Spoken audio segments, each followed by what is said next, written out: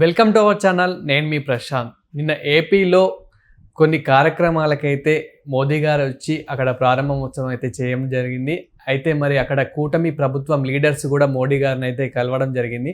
మరి అక్కడ మోదీ గారు లోకేష్ గారితో అసలు ఇంతకీ ఏం మాట్లాడారు, అక్కడ కాన్వర్జేషన్ అసలు ఎలా జరిగింది, ఏం జరిగింది, సో దీని గురించి అయితే మాట్లాడేందుకు ప్రస్తుతం మనతో పాటు సీనియర్ జర్నలిస్ట్ దుర్గా వడ్లమణి గారు ఉన్నారు. నమస్తే అండి. నమస్తే అండి. మ్యామ్, నిన్న చూసినట్లయితే కనుక మోదీ గారిని కూటమి ప్రభుత్వం లీడర్స్ అయితే కలవడం జరిగింది. అందులో లోకేష్ గారు కూడా అయితే కలవడం జరిగింది. అసలు అక్కడ మోదీ గారు లోకేష్ గారు ఏం మాట్లాడుకున్నారు, ఏం జరిగింది మేడం? అంటే మోదీ గారి మధ్యన ఎస్పెషలీ ఆంధ్రప్రదేశ్ మీద ప్రత్యేక ప్రేమను కనపరుస్తున్నారు.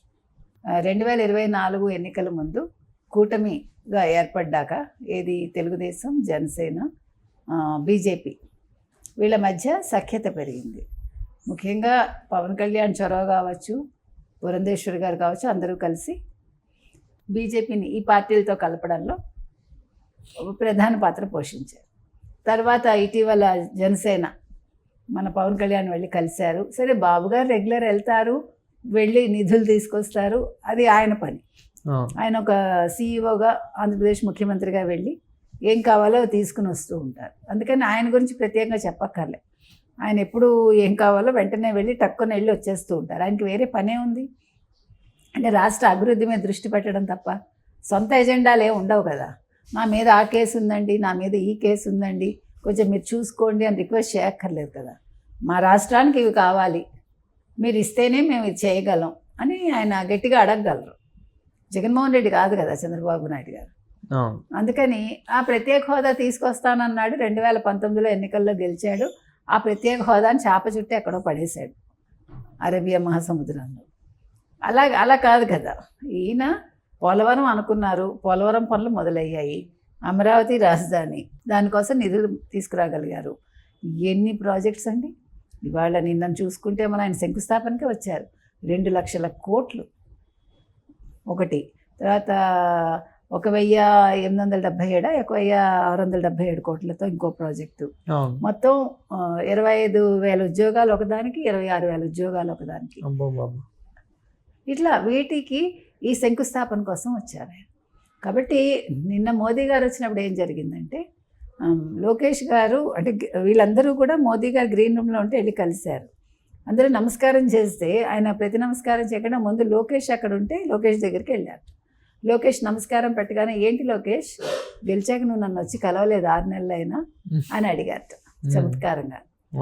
అని ఎందుకు రా వచ్చి కలు నీ కుటుంబంతో అని అడిగారు. అంటే లోకేష్ వెంటనే తప్పకుండానండి, త్వరలో వచ్చి కలుస్తాను అన్నట్టు. అంటే ఇక్కడ మనకి ఏం చెప్పాలి మనం అంటే, లోకేష్ తన ప్రెజెన్స్ని చూపించుకోగలిగాడు. తను చేస్తున్న పని ద్వారా ఒక ఐటీ మినిస్టర్గా, ఒక విద్యాశాఖ మంత్రిగా తనేమిటి అనేది ఒక కేంద్రం దృష్టికి వెళ్ళేలాగా, ఒక ప్రధానమంత్రి దృష్టికి వెళ్ళేలాగా చేసుకోగలిగాడంటే ఆయన పనితీరు మెరుగ్గా ఉంది, బాగుంది అనేది మనకి ఇక్కడ తేటతెల్లం అవుతుంది. ఆ మాట అంటూ ఆయన చంద్రబాబు నాయుడు కేసు చూశారట ఇందాక మనం చెప్పుకున్న దానికి. అంటే అందరూ ఒక నిమిషం ఆశ్చర్యపోతారు కదా ఈయన ఏం చెప్తారని, కానీ ఆయన ప్రత్యేకంగా ఇది చెప్పారు. సో ఇవాళ మనం దీన్ని బట్టి ఏమర్థం అవుతుందంటే, లోకేష్ మీద కేంద్రం ఒక కన్ను వేసి ఉంచింది, అంటే అతని పనితీరు మీద. ఇప్పుడు పవన్ కళ్యాణ్ అంటే ఒక ప్రత్యేక ఇష్టం ఉంది ఎవరికి, ప్రధానికి. అదేవిధంగా ఈరోజు లోకేష్ మీద కూడా ఆయనకి ఒక ప్రత్యేక శ్రద్ధ, అభిమానం ఏర్పడ్డాయి అనేది మనకి తేటతెల్లమైంది. ఇది మంచిదే కదండి. ఇప్పుడు ఐటీ అభివృద్ధి చెందుతోంది. ఇప్పుడు వైజాగ్ని ఐటీ కారిడార్ చేయాలని అనుకుంటున్నారు. విద్యాశాఖలో మనకి చాలా ఇంకా పెను మార్పులు తీసుకొస్తారు. అప్పుడు కేంద్ర సహాయం ప్రతిదానికి కావాలి. అందుకు కేంద్ర సహాయం ప్రతిదానికి కావాలి మనకి. కాబట్టి ఇవాళ గుడ్ లుక్స్లో ఆంధ్రప్రదేశ్ ఉంది, కేంద్రం గుడ్ లుక్స్లో అనేది మనకి తేటతెల్లం అవుతుంది. ఇప్పుడు ఇచ్చిపుచ్చుకునే ధోరణిలోనే వెళ్ళాలండి. ఇప్పుడు కేంద్రం అనేది ఇంతకుముందు వేరు. 2019 నుంచి 24 వరకు కేంద్రం ఏమి ఇచ్చింది, ఏమి ఇవ్వలేదో అందరికీ తెలుసు.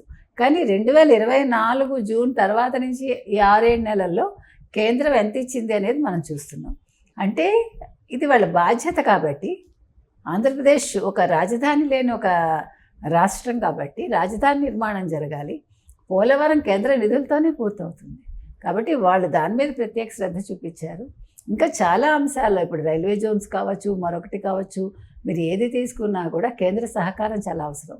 అదేవిధంగా మనకి వైజాగ్ స్టీల్ ప్రైవేటీకరణ కాకుండా ఉండడానికి ప్రయత్నిస్తున్నారు, సెయిల్లో విలీనం చేయాలని.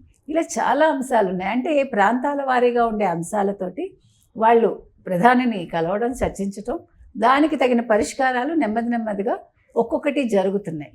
ఈ క్రమంలో ఇవాళ లోకేష్ మీద ఆయన ప్రత్యేక శ్రద్ధ పెట్టారంటే ఖచ్చితంగా లోకేష్ మంగళగిరిలో గెలవటం అనేది ఒక పెద్ద ఎత్తు అయితే మంచి మెజార్టీతో 90,000 పైచిలకు కదా, 93,000 ఎంతో వచ్చింది.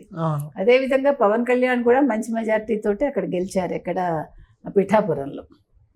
సో ఇవన్నీ కూడా రికార్డ్సే. అంటే 0 నుంచి పవన్ కళ్యాణ్ వచ్చారు, 0 నుంచి లోకేష్ వచ్చారు. వచ్చి వాళ్ళు అంటే ఓడిపోయాక వాళ్ళు దాన్ని వదిలేయకుండా, ఎస్పెషల్లీ లోకేష్ మంగళగిరి అభివృద్ధికి కృషి చేశారు. నేను ఓడిపోయాను కాబట్టి నాకు అవసరం లేదు ఈ నియోజకవర్గం అనుకోవాలా. అప్పుడు ఇంకా ఎక్కువ పని చేశాడు ఆయన. ఆ పని వాళ్ళ సత్ఫలితాలను ఇచ్చింది. అది కదా, ఇప్పుడు నాయకుడు అన్నవాడు ప్రజలు నన్ను తిరస్కరించారని వెళ్ళిపోయాడు అనుకోండి, ప్రజలకే నష్టం ఉండదు, నాయకుడికే నష్టం. ఇప్పటికీ కూడా ఏ నెగిటివ్ లేకుండా తన కర్తవ్యం తను చేసుకుంటూ వెళ్తూ ఉన్నాడు. ఎగ్జాక్ట్లీ, ఎక్కడా కూడా ఒక మచ్చలేదు లోకేష్ మీద. ఒక మంచి అభిప్రాయం. ఒకప్పుడు అతన్ని బాడీ షేమింగ్ చేసిన వాళ్ళు, ఒకప్పుడు అతన్ని కించపరిచిన వాళ్ళు ఇవాళ ముక్కును వేలేసుకుంటున్నారు. అవునా కదా? ఎందుకంటే తన పని ద్వారా తనలో అందం పెంచుకున్నాడు, తన విధానాల ద్వారా అందరూ తన వైపు ఆకర్షితులయ్యేలాగా చేసుకుంటున్నాడు. చాలా ఒక ట్రాన్స్ఫర్మేషన్ నన్ను అడిగితే. ఆ ట్రాన్స్ఫర్మేషన్ అనేది వాళ్ళు మనం లోకేష్లో చూస్తున్నాం. ఇదే కావాలండి. అంటే మనిషి ఒక 0 నుంచి ఇవాళ ఇంత స్థాయికి వచ్చాడంటే అది తన స్వయం కృషి, ఒక పట్టుదల. సరే తండ్రి ఎలాగ అక్కడ ఉన్నాడు, కానీ తండ్రిని గమనిస్తూ తండ్రి సహాయం లేకుండా తనంతట తాను ఎదగడం అనేది గొప్ప విషయం. నెక్స్ట్ తండ్రి స్థాయికి కూడా రావచ్చు, డెఫినెట్గా వస్తాడు. 2029 లోకేష్ అని నేను ఎప్పుడో చెప్పా, ఇప్పుడు కాదు, బిగినింగ్లోనే చెప్పాను నేను. రాబోయే కాలంలో కాబోయే ముఖ్యమంత్రి అని మనం 2029 లోకేష్ అని ఎప్పుడో చెప్పాను. కాబట్టి అదేం పెద్ద విషయం కాదు. అంటే ఎలక్షన్స్ అప్పుడు మేబీ చంద్రబాబు నాయుడుని ముందు పెట్టి ఆఫ్టర్ విన్నింగ్ కొంతకాలం అయ్యాక డెఫినెట్గా ఈయన పగ్గాలు చేపడతారు.